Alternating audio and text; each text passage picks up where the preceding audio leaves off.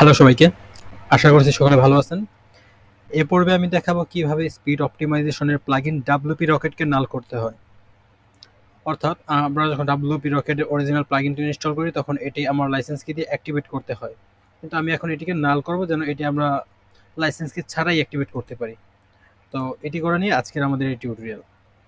তো প্রথমে আমাকে এটি করার জন্য আমি প্রথমে আমার সাইটে WP রকেটের অরিজিনাল প্লাগইনটি ইনস্টল করব। অতঃপর আমি এটিকে ক্র্যাক করে আবারও এটিকে ইনস্টল করব। তো চলুন শুরু করি। তো এটি করার জন্য আমাকে প্রথমে WP রকেটের অরিজিনাল প্লাগইন ইনস্টল করতে হবে। আমি ড্যাশবোর্ডে যাওয়ার পর আমি প্লাগইন থেকে অ্যাড নিউতে গেলাম।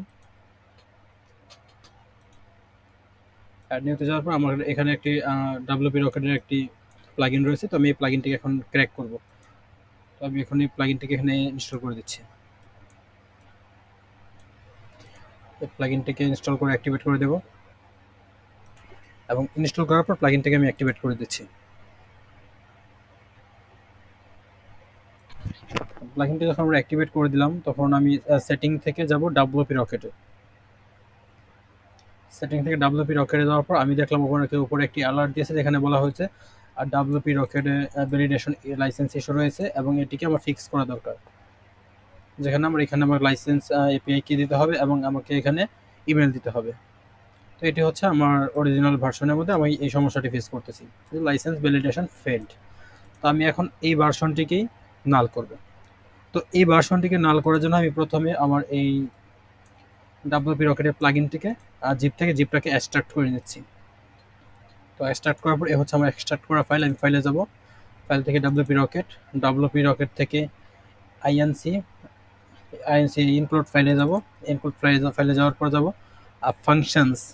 ফাংশনস থেকে যাব আমরা অপশন ডট পিএসপি, এই ফাইলটিকে আমরা কোড এডিটরে ওপেন করব।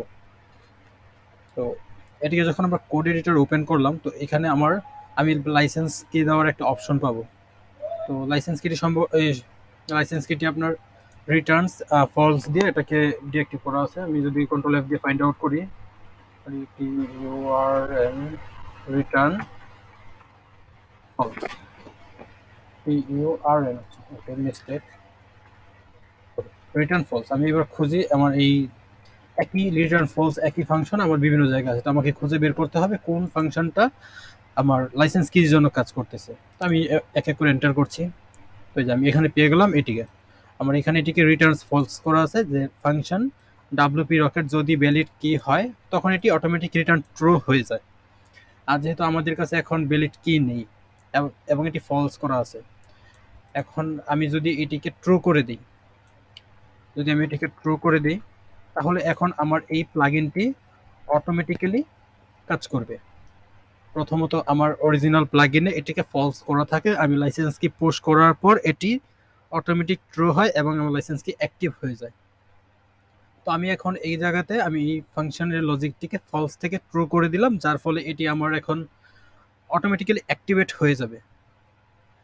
তো আশা করছি এইটুকু কাজ আপনি করতে পারবেন। ফাংশনস WP ভ্যালিড কি রিটার্ন ফলস ছিল, এটিকে আমি চেঞ্জ করে ট্রু করে দিলাম এবং এটিকে আমি সেভ করে নিচ্ছি। সেভ করে নেওয়ার পর এই প্লাগইনটিকে আমি ব্যাকে চলে আসি। ব্যাকে আসার পর এখন আমি এই প্লাগইনটিকে আবারও জিপ করে নিচ্ছি।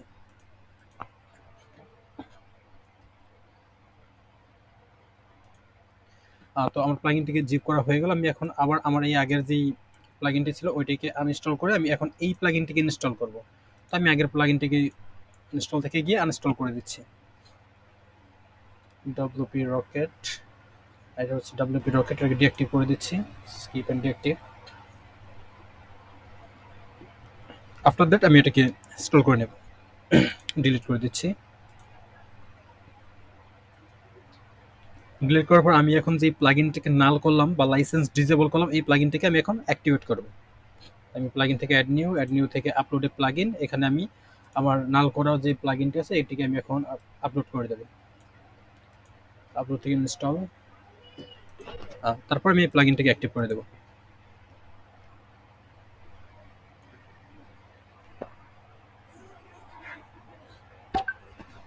আমার পূর্বের ভার্সনের মধ্যে আমি এই প্লাগইনটিকে লাইসেন্স কি ছাড়া ব্যবহার করতে পারতাম না, কিন্তু আমি যখন এটিকে নাল করলাম তো আমি এখন আবারও সেটিং থেকে WP রকেটে চলে যাচ্ছি। এবং এখানে আমাকে একটি নোটিফিকেশন দেখাচ্ছে যে congratulation your WP rocket is active now and already working with for you. এখন আমি আমার এই ডাব্লিউপি রকেটের সকল ফিচার আমি এখন ফ্রিতে ইউজ করতে পারবো। তো আপনিও চাইলে এটিকে ট্রাই করে দেখতে পারেন। তো অসংখ্য ধন্যবাদ সবাইকে। আশা করছি ভিডিওটি আপনার জন্য অনেক হেল্পফুল হবে। ধন্যবাদ।